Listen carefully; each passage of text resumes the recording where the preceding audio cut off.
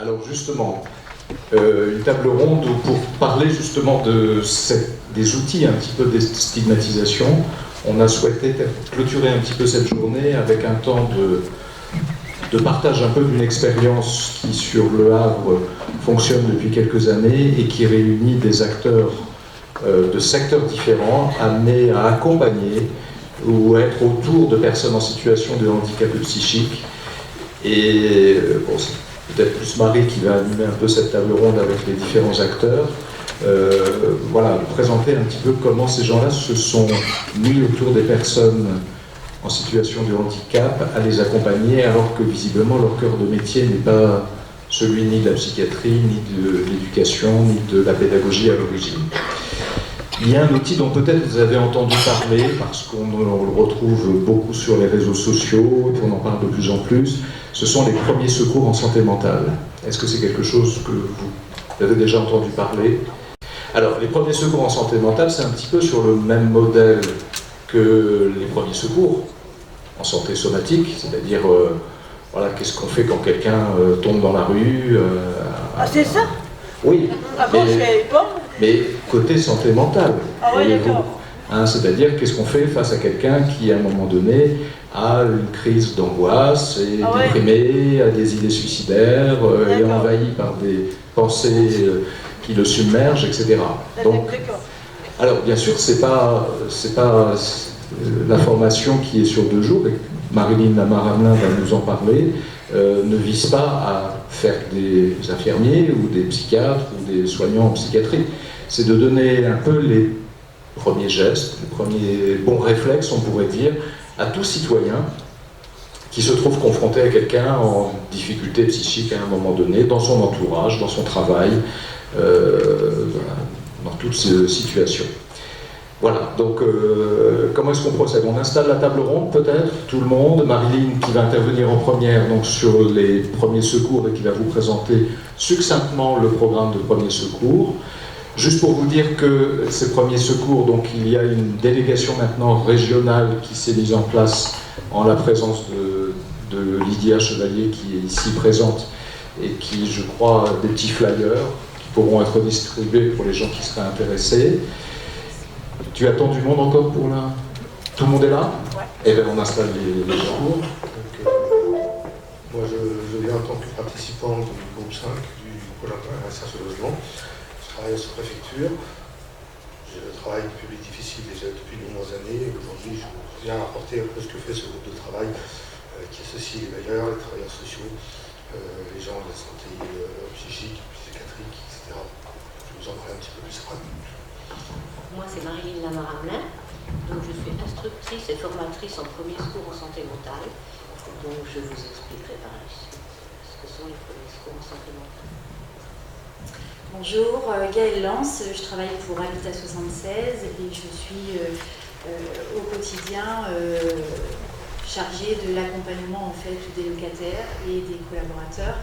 Je participe au groupe 5 depuis quasiment la création également et j'ai pu bénéficier justement de cette formation en premier secours en santé mentale. Bonjour à tous, Stéphane Revaux, je suis chargé de mission à la communauté urbaine du Havre Seine Métropole qui regroupe 54 communes autour du Havre, au nord Étretat et à l'est Saint-Romain-de-Colbosc. Donc moi je m'occupe depuis une vingtaine d'années de travailler sur les parcours résidentiels des ménages, depuis l'hébergement d'urgence jusqu'au logement de droit commun. Et donc on va vous relater avec Gaëlle et Frédéric l'expérience du groupe 5. Pourquoi on va aussi vous expliquer pourquoi on parle de groupe 5, parce que c'est un peu l'énigme du jour. Et comment ce groupe est arrivé et comment il a évolué jusqu'à aujourd'hui. En fait, juste pour recontextualiser, quand on a organisé cette journée avec les membres de Santé Mentale France Normandie, on s'était dit qu'il fallait illustrer un peu des actions de déstigmatisation. Donc, dans la suite logique, on a parlé des PSSM, avec aussi l'idée que des personnes éloignées de base de la santé mentale puissent témoigner de cette formation-là. Qu'est-ce que ça leur avait apporté? Pourquoi on venait chercher cette formation? Et ensuite, l'idée c'était de voir quand des acteurs d'un territoire sont sensibilisés à la question de la santé mentale, qu'est-ce que ça peut donner d'intéressant sur un territoire. Et c'est comme ça qu'on a pensé à ce groupe qui s'appelle Groupe 5, mais qui s'appelle Bailleurs sociaux et troubles psychiques. Ça fait 16 ans qu'il existe et l'idée c'était que ce ne soit pas des gens de la psychiatrie ou de la santé mentale qui en témoignent, mais vraiment des acteurs qui, à la base, ne travaillent pas dans ce domaine-là, mais qui sont très impliqués parce que sensibles, alors de par la formation PSSM ou pas, mais sensibles à la santé mentale et à la question du handicap psychique. Et qu'est-ce que ça donne sur une collaboration qui est quand même assez intense et qui dure depuis des années. Voilà. Donc je vais laisser la parole à Marilyn pour le PSSM. Après, Gaëlle pourra témoigner en tant que bailleur social de la volonté de se former au PSSM et quel impact ça a eu. Et après, Stéphane pourra reprendre l'historique du groupe 5 et expliquer un petit peu ce qui se joue sur le territoire. Voilà, donc évidemment, vous ne pouvez pas terminer cette journée sans parler des PSSM et de leurs origines, parce que c'est quand même toute une aventure, ce travail sur les PSSM. Donc en fait, c'est un concept qui vient d'Australie. Donc en 1997 en Australie, il y a eu un sondage national qui a indiqué le besoin d'une aide précoce dans les troubles psychiques. Donc ensuite en l'an 2000, c'est Betty Kitchener qui était une éducatrice et le professeur Tony John qui ont développé un programme pour augmenter le niveau de connaissance en santé mentale de la communauté donc, de Canberra en Australie. Donc ce programme a beaucoup plu et à partir de 2002, donc, ce programme se diffuse progressivement dans toute l'Australie sous le nom de MHFA, Mental Health First Aid, puis s'étend dans d'autres pays à partir de 2003. Donc beaucoup de personnes adhèrent à ce programme et c'est ainsi qu'en 2017, ils atteignent une étape importante puisque 500 000 Australiens sont formés et 2 millions de personnes sont formées à travers le monde. Énormément de pays ont effectivement adopté ce concept et se sont formés par la suite. Donc, je précise quand même avant tout que l'objectif des PSSM, même si c'est des dirigeants, c'est avant tout justement la déstigmatisation des troubles psychiques. On veut éviter les stéréotypes, comme le disait ce matin le professeur Proutot, c'est elle qui a dit ça, je crois. On veut éviter les stéréotypes, les préjugés, les comportements, comme le précisait donc ce matin le docteur Proutot, et aussi le de Clément Bonnet. On a ressenti aussi cela dans son discours. Donc pourquoi ce programme a si bien fonctionné? D'abord parce qu'il était basé sur celui des premiers secours physiques. Les secours physiques, ça, tout le monde sait que ça marche. En 2 jours, on forme des personnes. Si vous trouvez quelqu'un qui fait un malaise dans la rue ou qui est inconscient, vous savez vous en occuper au bout des 2 jours. Donc là, ils se sont dit, c'est un programme qui marche sur ce modèle-là, on va prendre le même modèle. Parce qu'il répond aussi à un besoin du grand public. C'est important, le grand public était concerné, donc ça a plu. Parce qu'il se base aussi sur des preuves scientifiques solides, tout comme les secours physiques d'ailleurs. C'est pas comme ça, quelqu'un qui a décidé de dire en cas de crise d'angoisse, on adopte telle méthode, ou en cas de grosse dépression, on adopte telle méthode. Ce sont des preuves scientifiques qui ont donné effectivement les résultats. Parce que le programme a été construit pour répondre aussi à différents types de besoins, parce qu'il répond à une exigence de contrôle qualité, c'est très surveillé également, parce qu'il s'adresse à des adultes qui s'occupent d'autres adultes. Maintenant aussi, on a développé en France pour des adultes qui s'occupent des jeunes. C'est en train de prendre une ampleur aussi assez considérable. Et parce qu'il est adapté pour une application dans la communauté, sur le lieu de travail, dans la vie quotidienne. Vous pouvez appliquer le PSSM avec vos collègues, vos amis, votre famille. Pas forcément justement avec un inconnu dans la rue qui va faire un malaise. C'est un peu la différence. Et parce qu'il est réalisé en 2 jours, donc assez facile quand même à mettre en place et d'un coût pas trop élevé. Donc comment c'est arrivé en France ce programme après l'Australie? Donc MHFA, qui est le PSSM australien, propose fin 2007, début 2018 en gros, à l'INFIP de porter ce projet en France. Donc l'INFIP, pour ceux qui ne savent pas, c'est une structure de formation qui est experte en santé mentale. Depuis des années, l'INFIP travaille beaucoup sur les programmes de santé mentale dans leur catalogue de formation.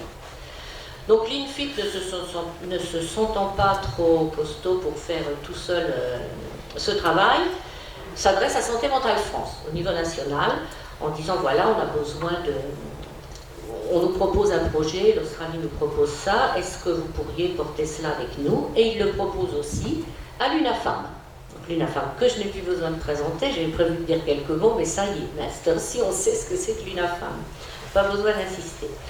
Donc c'est ainsi que l'association Premier Secours en Santé Mentale, en fait, PSSM France, est créée en juillet 2018, et ce programme est porté par les trois porteurs nationaux, INFIP, UNAFAM et Santé Mentale France.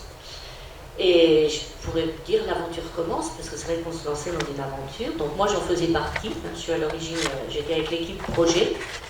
Pourquoi j'en faisais partie? Pour vous donner un exemple des personnes qui ont participé. J'étais donc, je suis de profession infirmière de secteur psychiatrique, et puis j'ai été beaucoup aussi dans la formation continue. Donc voilà, et j'étais à ce moment-là au conseil d'administration de Santé Mentale France, pour représenter la Fondation Bon Sauveur de la Manche. Donc effectivement, on m'a proposé de travailler sur ce projet. Et j'ai foncé avec les autres. Donc on était 12 personnes, donc de ces 3 entités en fait, à être formées au programme PSSM à Lyon, donc par une délégation australienne. Quelqu'un est venu nous former. C'était assez sportif quand même, parce qu'en anglais en plus, c'était pas simple, il fallait tout traduire. Donc Roselyne Touroud, qu'on a vu ce matin, faisait donc partie aussi de cette équipe dès le départ. Donc après cette formation qu'on a eue pendant 8 jours, il a fallu traduire tous les documents MHFA, les adapter au modèle de soins français, puis faire valider le programme par des autorités supérieures, c'est-à-dire des experts en santé mentale et par le ministère de la Santé. Parce qu'il ne s'agissait pas de partir comme ça en donnant des formations à droite à gauche, sans que ça soit validé, surtout par le modèle. Il y avait quand même des différences. Même si on a tenu exactement le même programme, on a été obligé quand même d'adapter notre manière de travailler. Donc la France a travaillé dans un premier temps sur un module adulte, pour les adultes s'occupant d'adultes particulièrement. Puis dernièrement, ils ont développé le programme pour les personnes qui accompagnent des jeunes. Donc les jeunes, étant entendu, je pense à peu près de 14 à grande adolescence, c'est-à-dire je vois par exemple, jusque-là on a formé par exemple les universités au programme adulte, et dernièrement il y a une université qui a voulu faire le programme pour les adultes accompagnant les jeunes. Parce qu'effectivement, même à l'université, les jeunes ont des fois 18 ans tout juste, même 18-20 ans, et ils sont encore considérés comme des jeunes. Donc on va voir ce que ça donne. Voilà, donc la progression de tout ça, ça a été crescendo. En juin 2018, donc PSSM est inscrit dans la feuille de route santé mentale et psychiatrie du ministère de la Santé. C'était Agnès Buzyn qui était alors ministre. Ensuite, donc juillet 2018, nous sommes formés. Janvier 2019, il y a la validation du manuel, parce que pour ceux qui ont déjà fait la formation, j'en ai reconnu quelques-uns dans la salle que j'ai formé, on fournit un manuel très complet sur tout le programme, en fait. Donc ce manuel, il a aussi fallu le traduire, donc le manuel est validé. Et en avril et mai 2019, on fait les 5 premières formations tests au niveau national. C'est là que j'en ai fait une, donc sur le Havre, chez Marie. Donc, et ensuite, septembre 2019, c'est la première formation de formateur. Je vous disais, moi je suis instructrice, je forme les formateurs, mais je suis aussi formatrice, je forme les secouristes. Donc voilà. Donc toutes ces actions, c'est vrai, toutes nos actions ont été dès le départ soutenues par le ministère de la Santé. Pour une fois, on a réussi sans problème à les convaincre. Olivier Véran aussi, quand il a pris la succession de Agnès Buzyn, a continué à porter ce projet et à nous soutenir dans le développement. Et on a été soutenu financièrement par la Fondation de France et par Santé publique France qui nous ont énormément aidés. Donc qu'est-ce qu'on voit dans ce programme pour ceux qui ne le savent pas? Effectivement, dans ce programme, on va voir 4 grands chapitres. Un chapitre sur les troubles dépressifs, les troubles anxieux, les troubles psychotiques et les troubles liés à l'utilisation de substances. Pour chaque grand chapitre, on va aussi décliner en fait les crises associées. Donc on voit des situations de crise comme les pensées et les comportements suicidaires, les automutilations non suicidaires, les attaques de panique, les événements post-traumatiques, les effets graves de la consommation d'alcool et de drogue, les états psychotiques sévères et les conduites agressives. Donc c'est vrai que c'est une formation qui est sur 2 jours, donc il y a quand même un contenu assez dense, mais c'est très diversifié du point de vue pédagogique, puisqu'on a des cours magistraux, des études de situation, des statistiques, On a des mises en situation aussi pour savoir comment justement aborder une personne qui souffre de troubles psychiques, des vidéos, des travaux de groupe, des discussions, des questionnaires.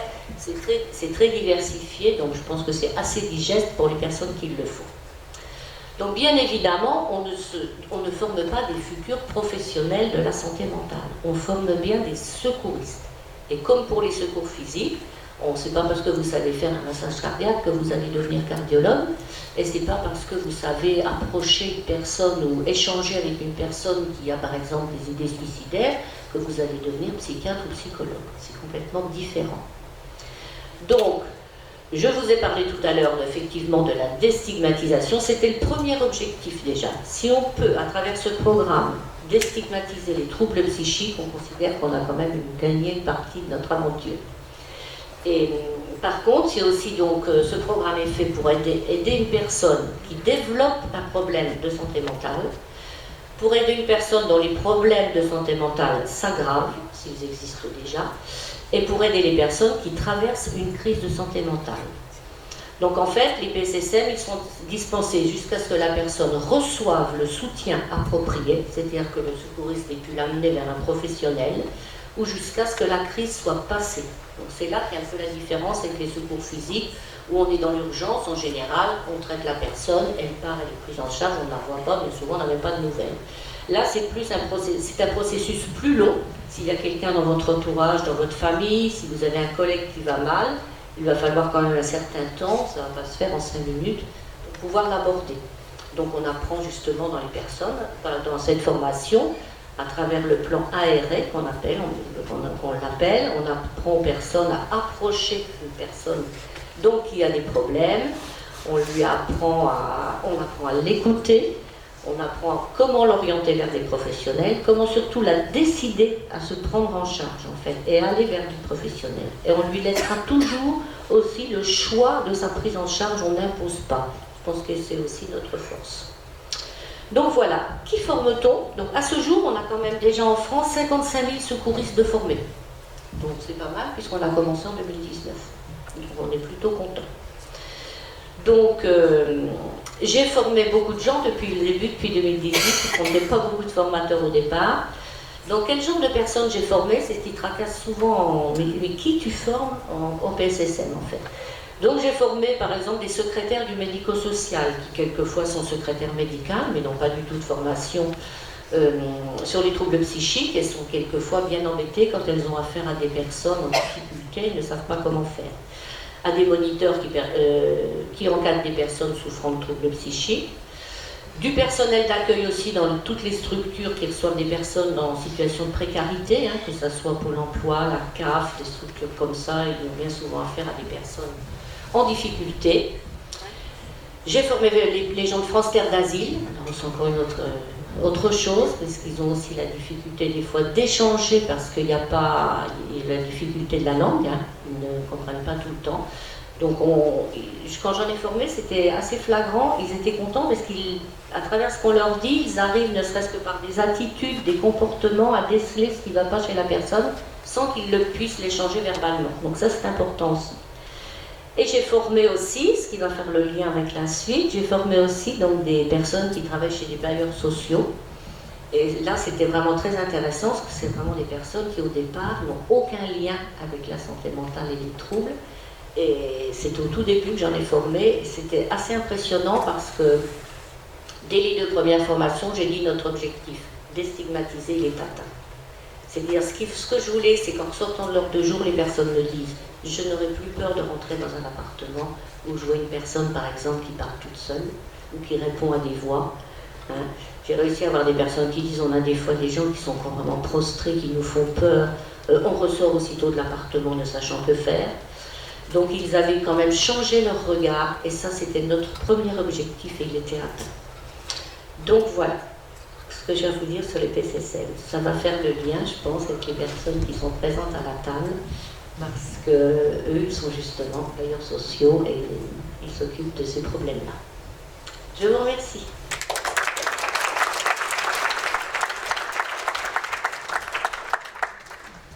Je ne décrirai pas mieux le contenu de la formation et tous les bénéfices qu'elle a apportés. Très clairement, en retour d'expérience, quand on est régulièrement confronté à des personnes qui souffrent de troubles,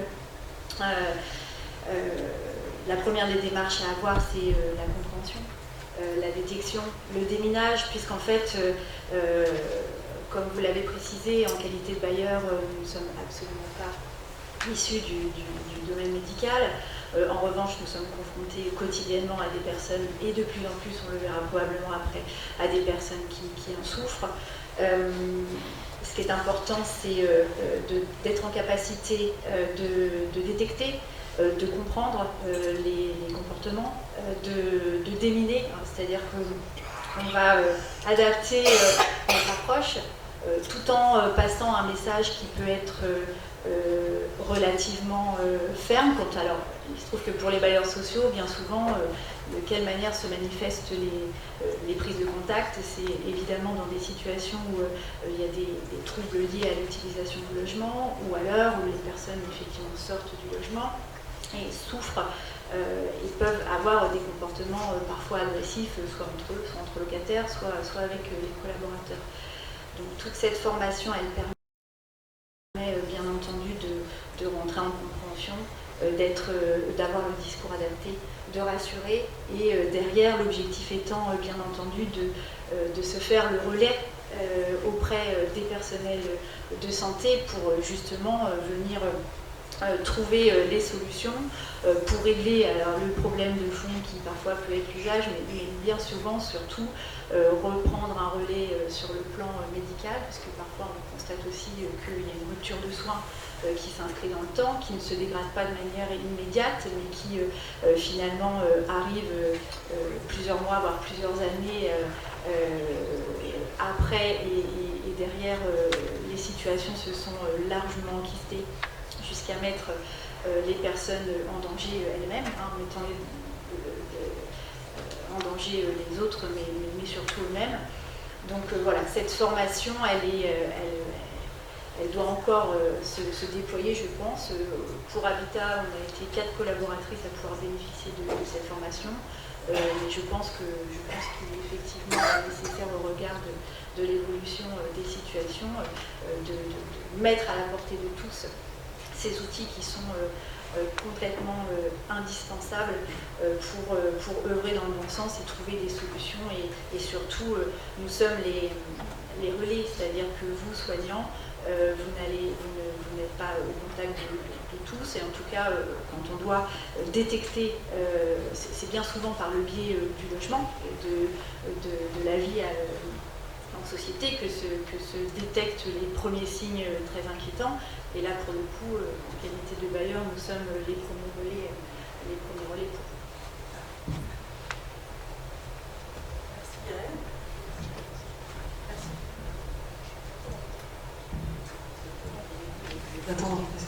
Merci Gaëlle. Merci Gaëlle. Donc Marilyn, Gaëlle, merci pour votre témoignage sur les PSSM, donc les premiers secours en santé mentale. Et là, on voulait laisser la parole donc, à Stéphane Revaux. Donc, je vais mettre le support. Ouais, ça marche. Donc l'idée, en fait, c'est que les 3 personnes qui sont ici présentes sont membres historiques du groupe 5. Donc ils ont l'antériorité pour pouvoir parler de ce groupe. Et bien Stéphane va l'expliquer. Parce qu'il est à la création de ce groupe. Donc, en tout cas, merci pour votre invitation. Je pense que l'expérience de territoire que nous allons vous raconter avec mes collègues s'inscrit parfaitement dans le thème de la rencontre, puisque depuis près de 17 ans, nous travaillons collectivement à la recherche de solutions donc pour un public souffrant psychique qui est logé dans le parc public et privé. Il y a également eu des situations du parc privé abordées dans ce groupe, et qui est donc un bon exemple, je pense, de déstigmatisation des troubles psychiques. Donc on vous propose de faire un petit bond en arrière de près de 20 ans pour vous rappeler, expliquer un peu le contexte et le cheminement de notre expérimentation avant de revenir progressivement en 2023, c'est promis. Donc pour vous dire que le projet de ce qu'on appellera le groupe 5 s'inscrit dans un cadre au départ qui est celui du contrat de ville intercommunal. On est entre 2000 et 2006. Nous sommes donc sur la mise en œuvre de la politique de la ville et nous avons donc la possibilité de travailler sur différents champs, la santé, l'emploi, le logement, l'éducation, la sécurité, avec des acteurs institutionnels, associatifs, communaux, et donc pas mal de latitude pour expérimenter des choses. Ce qui nous a permis de créer en 2005 ce qu'on appelle un pôle d'insertion logement, le PIL. Donc c'est une plateforme de professionnels qui représente tous ces champs d'activité et notamment le logement, et qui nous a permis de travailler sur des groupes de travail, des groupes réseaux, ce qu'on appelle, qui portaient aussi bien sur de la coordination d'acteurs, sur le logement des jeunes, sur la création de structures. À l'époque, on était un peu sur les prémices des maisons relais, de l'habitat durable en tout cas pour les populations fragiles. Et donc on en est arrivé jusqu'à 18 groupes de travail. Et le groupe 5, c'est parce qu'il est arrivé en numéro 5 tout simplement à cette époque. Et donc qu'on a appelé soit logement et troubles psychiques, mais on l'a aussi appelé gérer les problématiques liées aux troubles psychiques se posant dans les parcs de logement publics et privés. Donc c'est pour ça que le groupe 5 c'est beaucoup plus facile finalement. Et donc on va au groupe 5 plutôt qu'on va au groupe comme il y en a. Et donc un terreau donc favorable à l'émergence de projets et à des réflexions partagées qui permettaient de travailler sur de la transversalité, de ne pas rester cloisonné au domaine du logement, mais de pouvoir aborder différents champs. Je vois que c'est pas revenu. Donc un tournant, ça va être la réflexion qui est engagée à l'époque par la DAS sur l'arrondissement du Havre, qui vise à mieux prendre en compte la question du handicap psychique. Là, on se situe entre 2005 et 2006. La DAS souhaite s'appuyer sur le pôle insertion logement pour monter une réunion qui va associer les acteurs du logement aux acteurs médico-sociaux et voir ce qu'on peut faire ensemble. Et là, en fait, le 14 septembre 2006, cette date est importante puisque en fait, une réunion est organisée, telle que je vous l'indiquais, et je vais vous apporter des témoignages de professionnels, de bailleurs, de la DAS, de l'hôpital à l'époque, sur comment on conçoit un peu le champ de la santé mentale et comment on souhaite travailler à l'amélioration des relations. Un bailleur social en 2006, hein, on est en 2006, le deuxième en poids de parc sur le... Ah bah finalement c'est bon. Un bailleur social fait état de situations lourdes de personnes handicapées psychiques locataires de l'office. S'il ne s'agit que de cas peu nombreux, le bailleur se trouve démuni devant l'absence d'interlocuteur et l'action judiciaire apparaît souvent comme l'ultime procédure par défaut. Le bailleur ne maîtrise pas la problématique du handicap psychique. Aussi, l'idée de former différentes catégories d'agents lui semble pertinente pour mieux appréhender certaines situations, même si la mission d'accompagnement doit relever de partenaires extérieurs. Hôpital, association. Un autre bailleur présent à cette réunion souhaiterait la mise en commun de la connaissance autour des multiples situations liées au handicap psychique, de la dépression, etc. Et pour ce bailleur, il est nécessaire de prévoir une organisation qui soit souple et qui permette de partager autour de situations rencontrées pour bâtir un véritable projet de vie avec l'accord de la personne, au-delà de l'accompagnement stricto sensu. On a aussi l'hôpital qui est autour de la table et qui nous dit, qui retrace l'évolution de l'hôpital Pierre-Janet depuis sa création en 1972 et qui indique en 2006 que le fait d'aller au-devant des personnes handicapées psychiques vivant en dehors de l'institution psychiatrique est une préoccupation récente de l'hôpital. Selon lui, les personnes posant des difficultés restent une minorité. C'est pourquoi il prône le logement ordinaire pour les personnes stabilisées avec accompagnement et tente d'approcher en ce sens les bailleurs publics et privés pour trouver des logements en mesure de les accueillir dans de bonnes conditions. Comme vous le disiez, à l'époque, les personnes souffrant de troubles psychiques étaient massivement logées dans du parc privé et aussi dans du parc privé dégradé. D'où l'intérêt de travailler des partenariats avec les bailleurs sociaux. La recherche de solutions de logement à l'extérieur est d'ailleurs l'objet de l'association Coteco, alors gestionnaire de 30 appartements et qui était presque exclusivement dans le parc privé, occupé par des personnes sortant de l'hôpital Pierre-Janet avec un accompagnement adapté. La DAS, qui a impulsé cette fameuse réunion de 2006, avait un peu derrière la tête de structurer un réseau à l'échelle départementale, mais plus raisonnablement souhaitait qu'on puisse travailler localement à mieux se connaître, à parvenir à un diagnostic partagé de la situation pour améliorer les réponses à mettre en œuvre. Et notamment pour pouvoir permettre la sortie de l'hôpital vers du logement, alors du logement qui serait du logement adapté éventuellement. À l'époque, on parlait des maisons relais, et également pour les personnes en mesure d'accéder au logement sous condition, pourquoi pas préconiser l'accès au logement ordinaire. Donc 2 axes de travail ressortiront de cette fameuse réunion. C'est 2 groupes qui se créeront finalement. Un groupe 6 qui vivra un temps sur le logement durable des populations fragiles. Et là, on était plus sur la construction neuve, le programme local de l'habitat, comment on crée des réponses avec les bailleurs pour faire sortir de terre des habitats adaptés, donc type ce qu'on appelle aujourd'hui les pensions de famille ou les résidences accueil.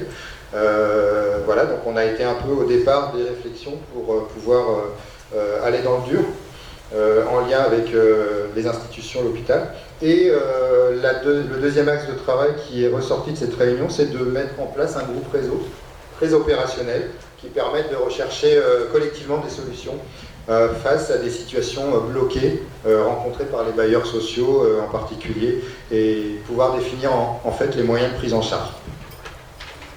On n'a toujours pas trouvé... Non, il n'y a pas de problème.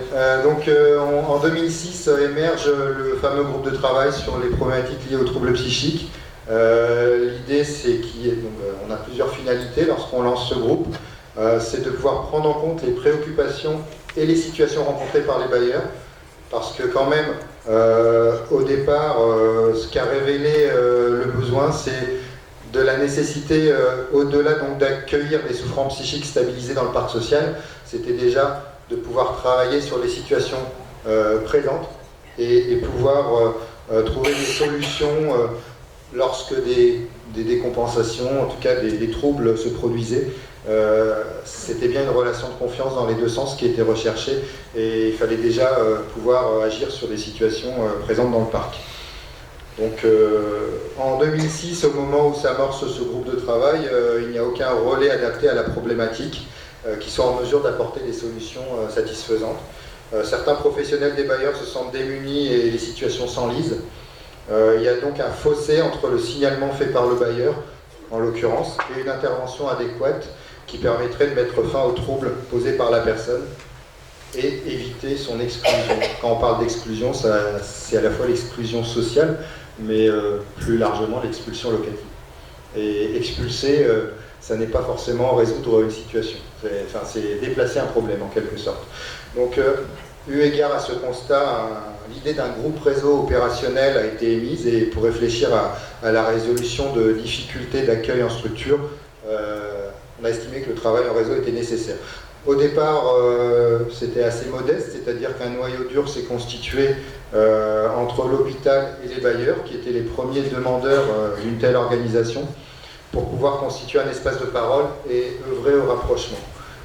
L'objectif, c'était d'éluder de possibles clivages, des incompréhensions, des préjugés, et de tisser un lien de confiance pour que ensuite, finalement, de façon assez naturelle, on puisse orienter des personnes sortant de l'hôpital vers le parc public. Mais ça ne s'est pas fait en un jour. Je peux vous dire qu'il y a quand même eu une vraie acculturation entre les domaines pour que, déjà, et je le cite aujourd'hui, Patrick Plancois, ancien directeur de l'association Côté Court, ancien cadre supérieur du groupe hospitalier du Havre, qui a été aux prémices de ce groupe de travail qu'on a créé ensemble et qui l'a animé, piloté entre 2006 et 2017 à peu près, je pense.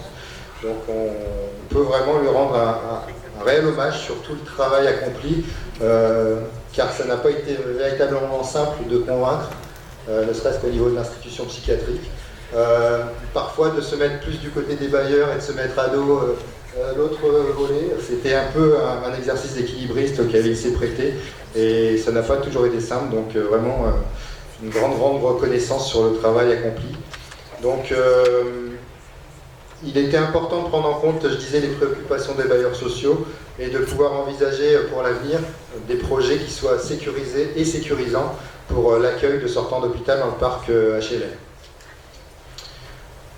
J'en viens donc, après 17 ans de fonctionnement, je vais laisser aussi les autres participants s'exprimer peut-être plus sur le fonctionnement du groupe, la finalité et puis les évolutions depuis l'origine.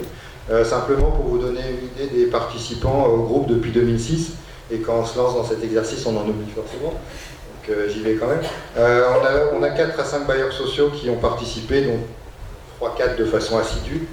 La sous-préfecture du Havre, les CCAS des communes, des principales communes, le conseil local de sécurité et de prévention de la délinquance, le pôle de psychiatrie de l'hôpital bien entendu, le MPSM, l'équipe mobile d'intervention et de crise, l'équipe mobile de consultation psychiatrique de l'hôpital Monod, le CLIC, des associations tutélaires, le département, plus occasionnellement des structures d'hébergement telles Adoma, Coalia, la HAPS, la Fondation de l'Armée du Salut, ou l'association des femmes et familles en difficulté lorsqu'ils étaient confrontés à une situation présente dans leurs hébergements.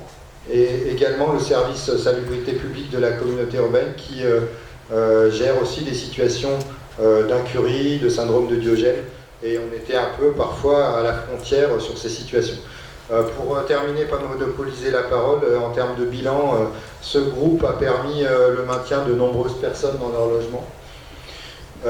L'organisation du groupe 5 a été louée à différents titres, un plan régional, national, et les réunions mensuelles du groupe ont permis de traiter collectivement des situations, parfois en direct, on échange entre les participants, on recherche des solutions ensemble, et des relations de confiance ont pu voir le jour progressivement entre le groupe hospitalier et les bailleurs, donc fortement impliqués, je le disais, et donc des logements dans le diffus du parc des bailleurs a progressivement pu être mis à disposition de l'association Côté Court pour répondre aux besoins des personnes souffrant de psychiques stabilisées.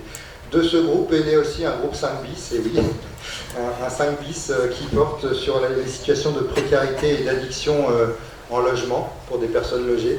Pourquoi? Parce qu'à un moment donné, on avait beaucoup de sollicitations de cas, et que lorsqu'on était plutôt sur le champ des addictions, on se disait, bon, on n'est pas véritablement dans la santé mentale, il faudrait un acteur plus compétent en matière d'addiction, d'addictologie, et c'est donc Nautilia sur le territoire qui a pris en main un groupe 5 bis, qui est un peu le petit frère du groupe 5, qui s'est créé 3 ans plus tard, et qui à peu près réunit les mêmes acteurs, voilà, autour d'une charte déontologique et de confidentialité. Et pour terminer mon propos, quelques chiffres qui parleront d'eux-mêmes. Depuis 2006, depuis 16 ans pour le groupe 5, le groupe s'est réuni 141 fois, donc ce qui veut dire en moyenne à peu près 9-10 fois à l'année. Et le 5 bis 123 fois, donc, qui va peut-être rattraper à un moment donné, on verra. En tout cas, on voit bien la nécessité de se voir régulièrement entre les professionnels. Ce qui était au départ un peu une fragilité, on l'avait en tout cas ressenti comme cela, c'est-à-dire s'appuyer sur une association, des personnes un peu bénévoles au sens où elles prennent sur leur temps pour participer à un groupe réseau. On s'est dit il faudrait peut-être institutionnaliser davantage les choses, tendre vers un conseil local de santé mentale. On n'a jamais réussi vraiment à transformer l'essai, mais finalement ce qui paraissait être une fragilité au départ, c'est peut-être ce qui fait sa force aujourd'hui, puisqu'on constate que 16 ans plus tard, ces instances-là, ces groupes réseaux sont toujours présents. Les personnes changent ou pas, mais en tout cas, les associations, enfin le travail continue et c'est bien le principal.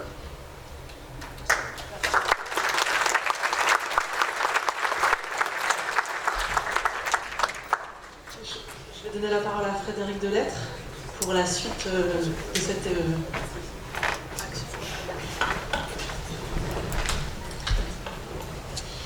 Donc j'avais préparé la PowerPoint, l'informatique a mangé le premier ce matin, donc on a constitué un vite fait entre 10h et 12h, et il passe pas, donc vous aurez la version PDF, c'est pour ça qu'elle est aussi austère. Alors voilà, donc le cadre de l'action, je l'ai rappelé très rapidement, c'est ce que vient de dire Stéphane. C'était une initiative locale donc, de la communauté urbaine au titre de l'insertion par le logement. Alors, le thème fort, c'est l'insertion par le logement. La thématique, donc j'ai repris la thématique qu'on utilise aujourd'hui sur le compte rendu de Vivre et Devenir, qui sont place côté court. J'ai fait un petit rappel historique de l'histoire. Donc en fait, l'idée, c'était d'offrir un lieu d'échange pour les bailleurs sociaux. Parce que là aussi, en témoignage, j'ai souvenir que les premières réunions, ils étaient démunis, ils cherchaient à exprimer un certain nombre de choses, à signaler un certain nombre de situations, et on n'était pas directement sur des solutions. Et effectivement, Patrick Plancois, en matière, à l'époque, travaillait sur 2 axes. La captation de logement pour permettre le relogement en autonomie, et l'autre axe, c'était de travailler avec l'hôpital psychiatrique. Sachant que la difficulté, c'était que d'une part, vous aviez les contraintes financières sur l'hôpital psychiatrique qui facilitaient pas l'hospitalisation, et il n'y avait pas encore la trame pour permettre les parcours de sortie, puisqu'en fait l'idée derrière c'était éventuellement de travailler sur des sorties, et aujourd'hui on travaille même globalement sur des dossiers où on arrive à faire du maintien dans le logement. C'est ça qui est intéressant par le biais de ce groupe. Donc la volonté de prioriser le logement autonome. Donc effectivement on a parlé des résidences sociales, etc. Mais sur la totalité, la grande majorité des dossiers que je vois passer, c'est des gens qui restent dans leur logement ou pour lesquels on peut travailler une évolution sur le logement adapté. Et le logement adapté, ça peut être un logement de droit commun, un logement plus petit, plus adapté, mieux situé, c'est pas forcément une résidence ou un foyer. Il faut être très clair, on a quand même des gros efforts de la part des bailleurs. Je rebondis sur ce qui a été dit sur le signalement par le biais de la procédure judiciaire. Donc la procédure judiciaire, c'est très majoritairement la procédure d'expulsion locative qui est en fait l'autre partie de mon travail. Sachant que sur ce groupe, je peux vous dire qu'on expulse très peu de gens qui souffrent de problèmes de santé mentale aujourd'hui, puisque nous arrivons à travailler des solutions de maintien, solutions de prise en charge. Donc, si j'étais invité un peu pour les expulsions au début, c'est pas là-dessus qu'on travaille le plus, Dieu merci, on fait autre chose, et ça il faut le dire. Avec le paradoxe, c'est que même si c'est pas toujours simple, c'est pas toujours l'incident d'être locative qui pose problème pour la prise en charge dans le temps. Ça n'amuse personne d'avoir une dette de quelques milliers d'euros en dette locative, mais on arrive à travailler et à faire d'autres choses avec les bailleurs, donc c'est pas inintéressant, quitte à avoir du portage en termes de bail, par un bail glissant ou autre, on peut faire d'autres choses. On a quand même pas mal de schémas qui permettent de faire des jolies choses. Concrètement, donc, que fait le groupe? C'est un groupe sur lequel on travaille sur les dossiers qui sont signalés par les bailleurs sociaux très majoritairement, marginalement par d'autres intervenants. Il ne faut pas oublier que dans le groupe, on a aussi les travailleurs sociaux des CCAS, du département, ou ceux que je signale très ponctuellement. Sur la base de la réflexion, on voit ce qui peut être fait, qui peut agir, comment on peut agir, dans quel délai. Donc là, c'est une approche très souple, très pragmatique, puisqu'en fait, la bonne solution, c'est celle qui est capable d'établir le contact. J'en parle un petit peu plus loin. Sachant qu'à partir du moment où on a créé le contact, où on a créé un premier lien, on peut faire avancer le dossier, et alors là, on voit ce qui peut être fait. Je ne sais pas la réponse à tout de suite, mais on a vu des choses très différenciées. Et l'interlocuteur, le premier, n'a pas forcément été celui auquel on pensait. Il faut le savoir. J'ai entendu la formation, c'est très intéressant parce que ce que vous avez dit tout à l'heure en termes de formation sur les objectifs, c'est grosso modo ce que j'ai vécu sans formation avec les publics que j'ai récupérés dans le haut de la sous-préfecture. Donc on apprend à travailler, comme vous l'avez dit, sur la méthode, et c'est en fait c'est comme ça qu'on arrive à accrocher les publics dits difficiles. Dans les solutions, bien évidemment, au début, nous avions une priorité, c'était de capter des logements chez les bailleurs sociaux. C'était un petit peu une demande. On avait certes des bailleurs privés, c'était pas toujours simple, mais les bailleurs sociaux. Et puis de capter les dispositifs, et je vais en parler un petit peu plus loin tout à l'heure. Donc moi j'avais noté 10 années parce que j'ai retrouvé mes notes sur 10 ans, mais ça doit faire un peu plus finalement, même si j'ai pas intégré le groupe en 2006. Le temps passe vite. Donc en fait j'ai travaillé sur 3 points. Les attentes des participants, pour revenir, les problématiques des publics ciblés et la dynamique du groupe. Alors sur les participants, les premiers demandeurs, c'était les bailleurs et les bailleurs sociaux. Au début, il n'y avait que les bailleurs sociaux. Aujourd'hui, on a élargi aux bailleurs privés, sachant que dès le début, ponctuellement, on n'a pas hésité à regarder aussi s'il y avait un problème chez un bailleur privé. Le groupe était ouvert à chercher des solutions, quitte à travailler autrement.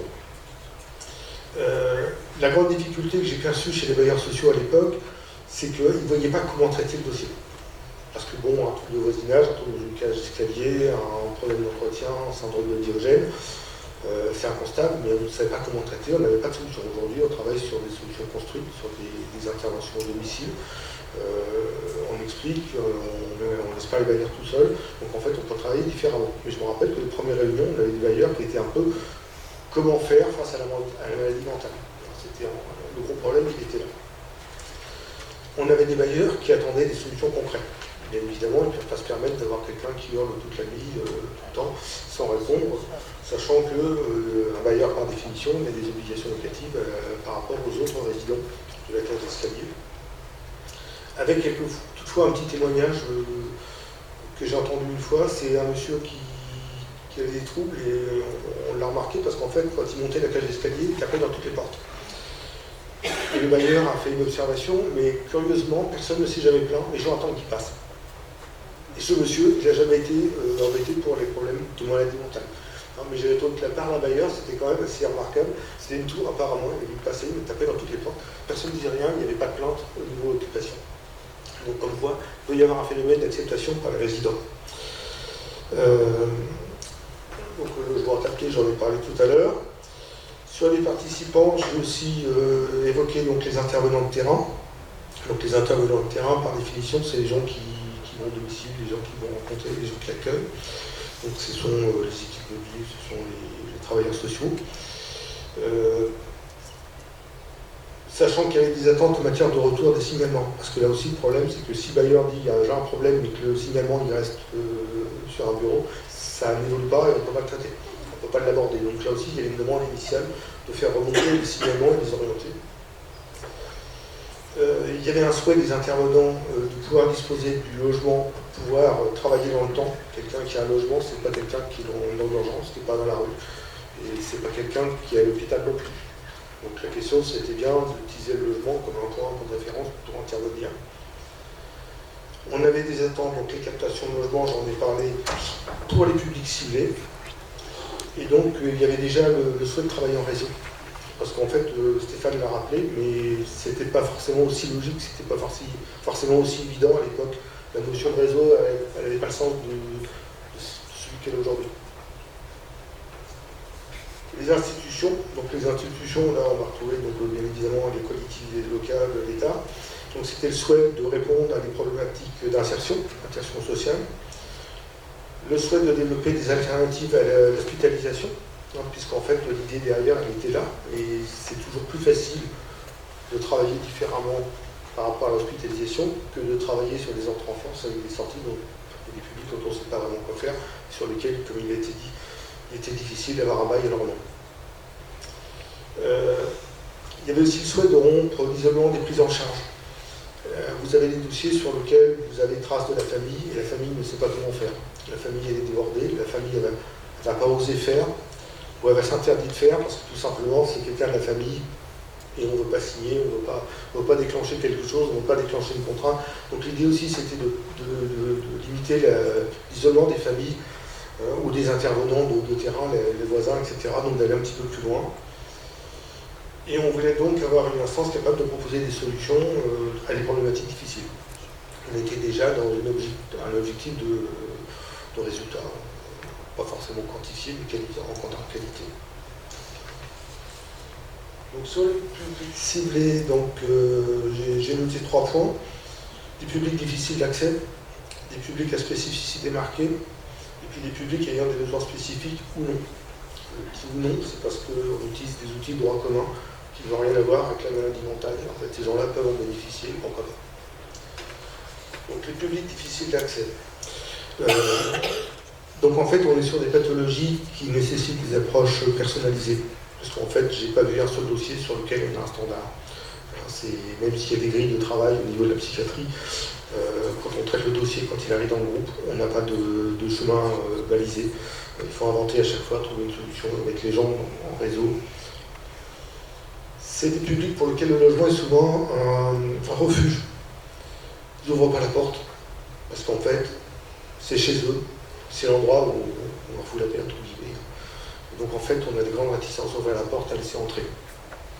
C'est encore plus vrai si on a un syndrome de Diogène Mais c'est vrai que souvent, le témoignage, le premier signalement des bailleurs sociaux, c'est de dire on essaye, on n'arrive pas à rentrer, on n'arrive pas à voir. Donc évidemment, on a des outils juridiques, on peut faire, bien sûr, avec une ordonnance, on peut visiter le logement, c'est pas toujours dans des bonnes conditions. C'est pas non plus la meilleure manière d'établir un lien avec une personne qui souffre de problématiques de troubles psychiques. Mais c'est vrai que ce logement, c'est toujours un peu, c'est l'endroit où ils se réfugient, où ils développent leur pathologie, d'ailleurs souvent, et pour lequel on a besoin à un moment de trouver une solution pour entrer, au moins pour partager, pour échanger sur le sujet. Ce sont des publics aussi sur lesquels il va être difficile de faire évoluer leur mode de vie. Quand ils vivent enfermés dans leur logement, quand ils vivent au milieu des sacs poubelles, quand ils refusent de contact, ou quand ils développent une agressivité ou une psychose, la question c'est que si on veut dans le temps traiter, il va falloir trouver des alternatives, et par nature ils ne sont pas prêts à évoluer. Et donc c'est là où il y a un gros travail d'accompagnement à faire, et c'est un travail qui va prendre du temps. Et on ne peut pas l'oublier, parce que si on n'arrive pas à initier ce travail, on n'arrivera pas à traiter la problématique logement qu'il y a derrière. Et donc ça c'est quelque chose qui souvent, c'est compliqué, et bon. Et des publics auprès desquels il faut faire travailler l'acceptation. Vider les poubelles, c'est normal pour tout le monde. Celui qui les accumule, à un moment, il faut faire passer le message qu'on ne peut pas continuer. Donc on peut vider l'appartement avec les poubelles, mais la logique, c'est pas de stocker les poubelles dans l'appartement, c'est indécent. Donc il y a quelque chose, il va falloir travailler l'adaptation, et ça fait partie de l'accompagnement, quel qu'il soit. Le public à spécificité marquée. Donc là, j'ai noté que c'était souvent des publics qui étaient sujets à rupture ou à non-rupture familiale. Rupture familiale, il n'y a plus de contact, ils sont isolés. Non-rupture, il y a un chaînage familial qui fait que tout est bloqué. Et là, c'est pas forcément plus simple à travailler. J'ai pas l'explication, je suis pas psychiatre, mais c'est souvent quelque chose de difficile à traiter. C'est des publics sujets à l'isolement social. L'isolement social, c'est pas d'aimer vivre chez soi seulement. C'est aussi des gens chez qui on ne trouve pas de traces de contact ou d'adhésion, de lieu d'échange. Tout à l'heure, j'ai entendu parler d'espace de parole. C'est quelque chose qui pourrait développer effectivement, et c'est des gens, j'en entends assez peu parler malheureusement, et tout simplement parce que par nature, ils n'y vont pas. C'est des publics qui peuvent se mettre en danger, ou mettre en danger. On peut avoir des gens qui ont un comportement qui peut être violent, ou qui peut devenir violent. Sachant que la violence, c'est l'externalisation, c'est une décompensation. Avec la question, c'est que quand on pousse une porte, on ne sait pas ce qui va se passer. Donc là aussi, il faut les gérer, il faut apprendre à les gérer. Patrick Lancois faisait ça très bien, mais plus carré que moi. Voilà. C'est des publics qui ont besoin de relations de confiance avec les intervenants. Donc là aussi, on a besoin de travailler. Quand je reprends ce témoignage des bailleurs sociaux, on a régulièrement des témoignages sur lesquels, quand j'y vais, j'arrive maintenant à ce qu'ils m'ouvrent la porte et me parlent sur le pas de la porte. Ça veut dire qu'on a déjà un premier échelon. C'est à partir de là, on va pouvoir aller plus loin. Et c'est des publics qui peuvent être attachants, parce qu'il ne faut pas croire que les gens qui souffrent de maladies mentales sont des gens qu'il faut éviter. C'est des gens, on a des belles histoires de vie, on a de beaux récits de vie, on a des gens qui ont fait des progrès assez magnifiques, des gens qu'on n'a pas reconnus une fois soignés. Je pense qu'il faut le dire aussi, ils sont comme tout le monde, ils ont des formes d'intelligence quelquefois différentes, mais peuvent être très attachants. Très casse-pieds aussi, mais très attachants. Donc des publics à besoins spécifiques ou non. Donc là aussi, on peut avoir des prises en charge qui sont longues, qui sont lourdes, avoir des retours en parcours d'insertion. Donc prise en charge lourde, on peut avoir aujourd'hui des parcours avec des accompagnements auprès de l'hôpital psychiatrique, mais des gens qui reviennent à leur logement, on peut être sur l'hôpital de jour. On peut faire beaucoup de choses, mais il y a un moment, il faut aussi gérer le fait qu'il y aura besoin, à un moment donné, rentrer dans un parcours et prévoir la sortie, d'anticiper la sortie. Et si on peut, on essaie de garder le logement. Typiquement, ça peut être compliqué. Confiance aux bailleurs pour les solliciter. Mais c'est des choses qui peuvent être à prendre en considération. À l'usage, on a quand même des grandes possibilités d'intervention en milieu non contraint. Ça aussi, c'est quelque chose qui m'a marqué au fil de ces années. C'est que je pense que les gens qui souffrent de troubles mentaux, c'est forcément l'hôpital psychiatrique. Ben non, on peut faire plein de choses à l'extérieur, autrement, dans d'autres cadres. Et j'en découvre encore tous les jours. Et je regarde de temps en temps le côté des frontières, ce qu'on pratique notamment en Europe du Nord. Ils ont des choses assez remarquables en termes de prise en charge en milieu ouvert. Et c'est assez intéressant. Bon, je ne suis pas spécialiste, je travaille en sous-préfecture, je suis désolé. Voilà, et donc on a des mesures mobilisables qui sont plutôt identifiées, parce que là aussi on dispose des outils, et qui ne relèvent pas toutes des problématiques psychiques. Donc on peut mettre des accompagnements du logement, on peut mettre des outils de droit commun au bénéfice de ces publics pour faire des choses, pour traiter une partie des problématiques. Il ne faut pas l'oublier, il ne faut pas censurer. La dynamique du groupe, en fait c'est un peu ce qui m'a marqué le plus dans ce groupe 5. Donc c'est un groupe de travail sur lequel je pense qu'au fil du temps il a su dépasser ses limites. C'est un groupe de travail qui a su créer du lien. C'est un groupe de travail qui a su gérer son autonomie. Alors, dépasser ses limites, entre les premières réunions où j'ai participé et les réunions d'aujourd'hui, on n'est plus à présenter une solution pour laquelle on pense qu'il n'y a pas de problème. On est sur une dynamique, une participation, une implication pour faire des choses. Et on n'est plus du tout sur la même lecture. Et aujourd'hui, le bailleur, quand il ne sait pas, il pose des questions. Mais en fait, il est complètement ouvert à une démarche, à un parcours d'insertion. Ce n'était pas forcément le cas dans les premières réunions auxquelles j'ai participé, tout simplement parce qu'il était guide, je ne connaissais rien, moi non plus d'ailleurs. Donc je pense que de ce côté-là, ça a bien évolué. La formation, on a des gens qui font beaucoup de choses. On arrive aujourd'hui à mettre en place des suivis durables et réactivables à la demande. Ça c'est important puisqu'en fait on peut avoir des rechutes comme dans tout. Et aujourd'hui, vous avez des gens, on les suit pendant quelques semaines, pendant quelques mois, on les sort de l'ordre du jour parce que finalement c'est solutionné. Puis 2 ans après, tiens, il y a une petite rechute, on en fait un point, on revoit une fois, 2 fois, puis il n'y a plus besoin. Mais ça veut dire qu'on a un historique, on a parlé de 16 ans du PIB, on a, je ne sais pas si on a affiché sur 16 ans sur les situations, mais c'est quand même quelque chose d'assez impressionnant pour retrouver ce qui a été fait, ce qui a pu être fait à l'époque. Et donc aujourd'hui, on est sur un partenariat qui est opérationnel, collaboratif, en réseau, et qui dépasse l'institutionnel. Parce que ça aussi, c'est quelque chose d'assez fort, c'est qu'on ne travaille pas dans un cadre initial qui était les institutions, la DAS, l'État, les collectivités territoriales. On est sur quelque chose de très souple en termes de fonctionnement, et je pense qu'il y a beaucoup moins de censure dans les échanges. Et ça me paraît beaucoup plus facile. Depuis d'un temps, c'était difficile de négocier avec l'hôpital, ça me paraît beaucoup plus facile aujourd'hui de faire, et je pense que le fonctionnement du groupe qui est pour beaucoup, c'est qu'en fait on a travaillé en réseau à l'horizontale et non pas sur un système pyramidal. C'est l'État qui nous dit. C'est vrai. Voilà. Donc un groupe de travail qui a su créer du lien. Donc là aussi c'est quelque chose qui s'est bien structuré, puisqu'en fait il y a beaucoup de liens avec les professionnels de la psychiatrie. Il y a beaucoup de liens avec les intervenants de terrain, quels qu'ils soient, avec les services sociaux. Alors j'ai séparé les services sociaux parce que dans les services sociaux, vous avez le travailleur social qui se déplace à domicile, mais vous avez au-dessus une instance de coordination, de gestion de territoire, de secteur, et qui lui aussi s'implique par d'autres moyens et qui nous permet de passer par le haut pour redescendre sur les intervenants de terrain. Les CCAS, bien évidemment, plus tous les référents RSA, etc. On a quand même un beau réseau de personnes à mobiliser. Avec les organismes tutélaires, parce que là aussi, c'est pas parce qu'on est un organisme tutélaire que c'est facile tous les jours. Donc là aussi, il y a des liens, on peut mettre en place des choses. Ces gens-là nous accompagnent juridiquement pour mettre en place des choses, pour travailler sur des délais, pour programmer des choses avec les bailleurs sociaux. Donc c'est important de les avoir avec nous. Avec les instances actives sur le territoire, là je pensais un petit peu, sans mettre forcément de liste, à tous les groupes de travail sur les problématiques de logement indigne notamment, les problèmes d'habitat dégradé, les problèmes de blocage de l'accès au logement, etc. On a d'autres instances sur lesquelles on peut rebondir pour négocier. Je pensais aussi au lien avec la CAPEX, la Commission de coordination des actions de prévention des expulsions locatives, j'ai demandé à ce qu'ils soient invités au groupe, donc plutôt à l'usage, c'est moi qui vais, qui fait le retour, mais il faut savoir qu'aujourd'hui, quand on travaille sur des dossiers qu'on a besoin de saisir la CAPEX, on peut le faire, donc on va travailler sur une instance départementale qui est beaucoup plus large, qui permet aussi au besoin de faire le lien avec les bailleurs, soit dit en passant, et avec l'entrebailleur, parce que là aussi, je pense qu'aujourd'hui chacun ne défend pas forcément sa chapelle, on a des échanges sur les problématiques, sur comment les traiter, et ça me paraît important.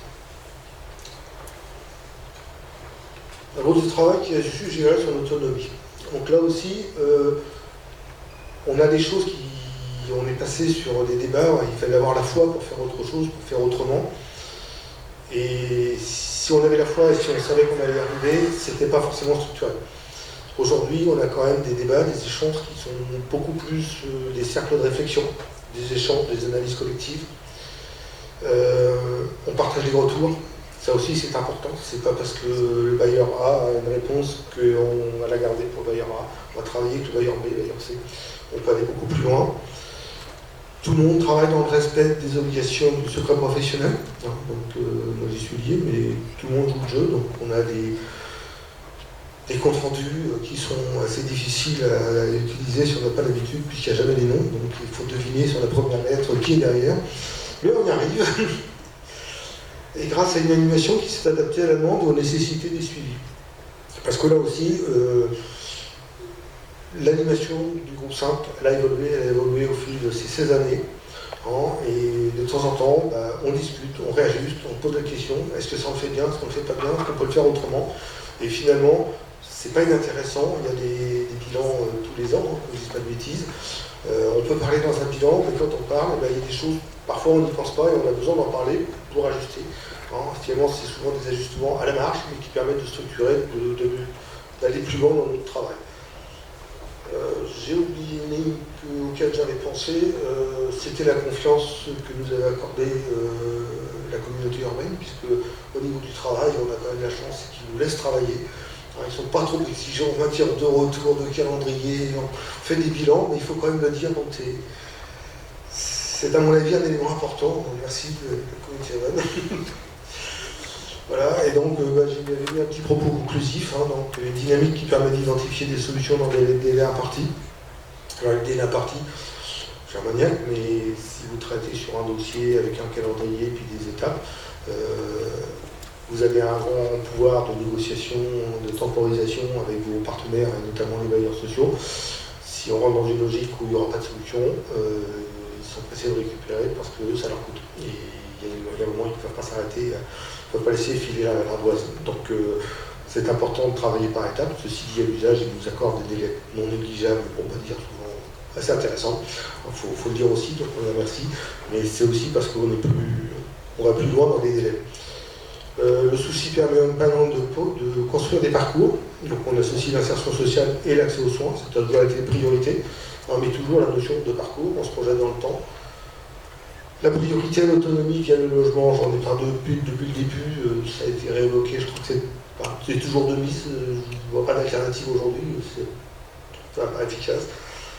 Et puis des résultats obtenus moyennant l'acceptation de la différence, parce que là aussi travailler sur des publics qui souffrent de maladies mentales, de troubles psychiques, c'est travailler pour des gens qui sont différents, mais qu'on intègre. Et quand j'ai fait le projet apprendre, quand je suis arrivé à la fin, je me suis aperçu que finalement, je n'avais pas tellement utilisé le terme maladie mentale, pas tellement les troubles psychiques, parce que c'est devenu tellement normal de traiter ces gens-là comme tout le monde par rapport à leur problématique, que finalement, on les stigmatise pas du tout dans nos propos, dans nos échanges.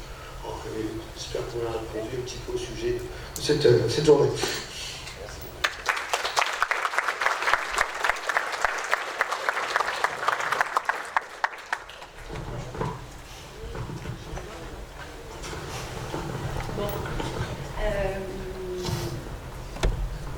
Je ne redirai pas tout ce qui a été particulièrement bien expliqué par les collègues. Simplement, moi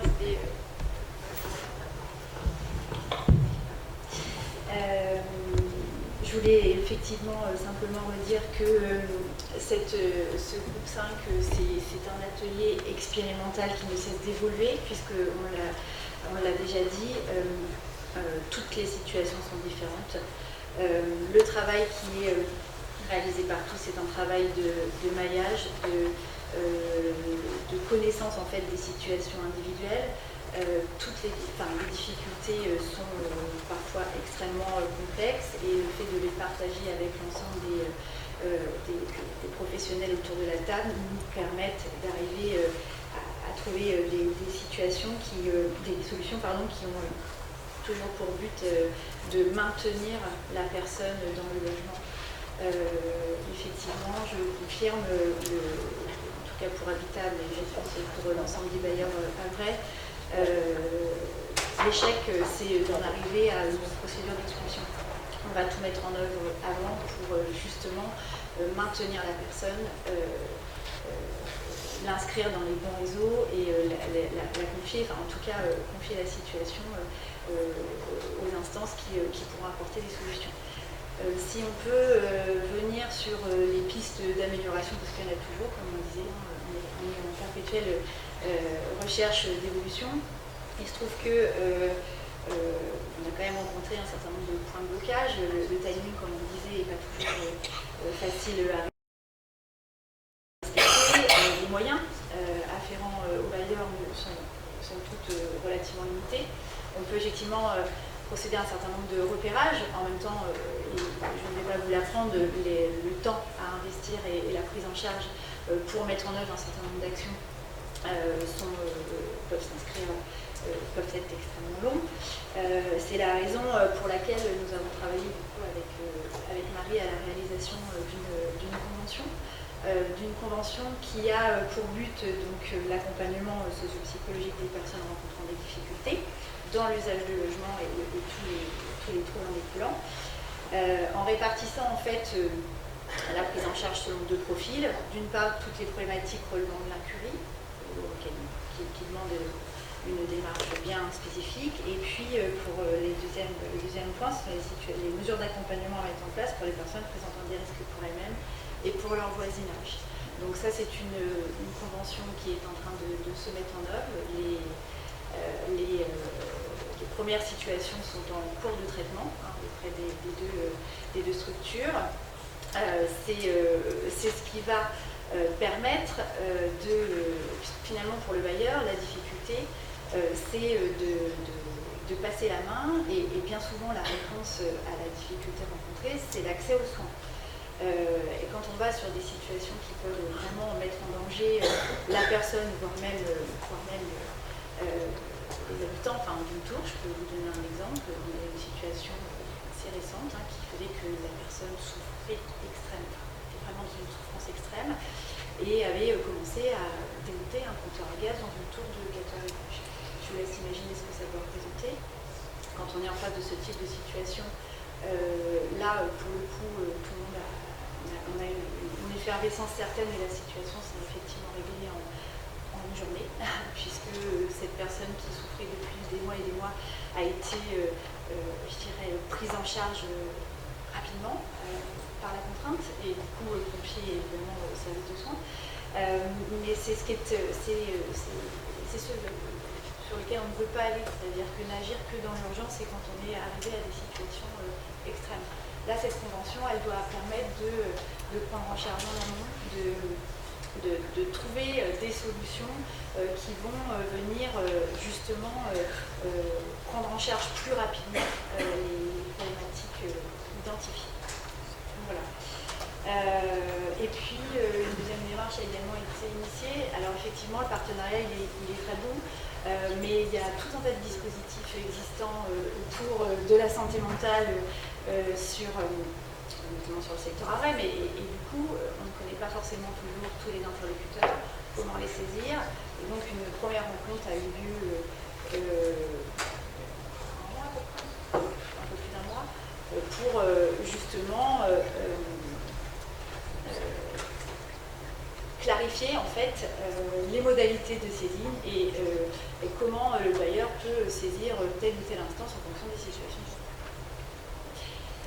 Voilà ce que je peux vous dire sur autour d'expérience et puis surtout sur les démarches qui se poursuivent pour venir traiter des situations.